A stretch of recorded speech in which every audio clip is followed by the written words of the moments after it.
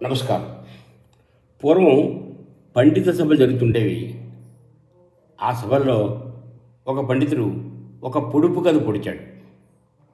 ఆ పొడుపు కథ ఏంటంటే, అపదో దూరగామి చ సాక్షరో నచ పండిత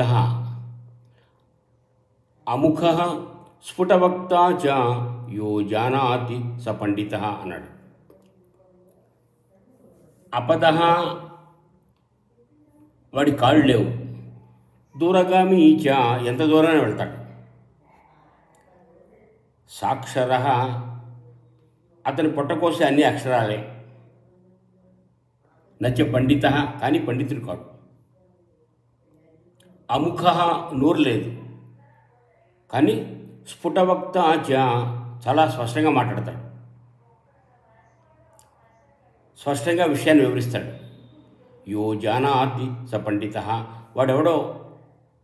ఎవడేం చెప్పగలిగితే అది చెప్పగలిగిన వాడే పండితుడు అన్నాడు. ఇది అక్కడ ఉండేటువంటి పిల్లలు ఎవరు చెప్పలేకపోతే ఆయనే దానికి సమాధానం చెప్తున్నాడు. అపద అంటే కాళ్ళు లేవు, దూరగామి చ చాలా దూరంగా వెళ్తాడు, ఉత్తరం అండి, ఉత్తరానికి కాళ్ళు లేవు కానీ ఎంత దూరమైనా ప్రయాణం చేస్తుంది, సాక్షర పొట్టకోసే అక్షరాలు అంటే మనం కవర్ చింపామంటే అన్ని అక్షరాలు ఉంటాయి, నచ్చ పండిత కానీ అది పండితుడు కాదు,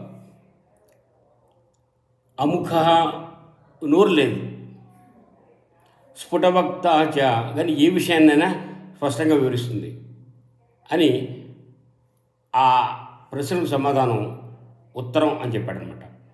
ఈ విధంగా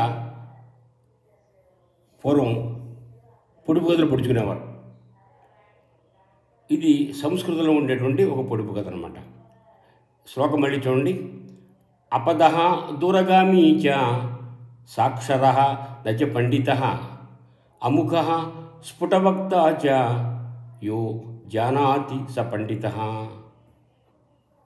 నమస్కారం.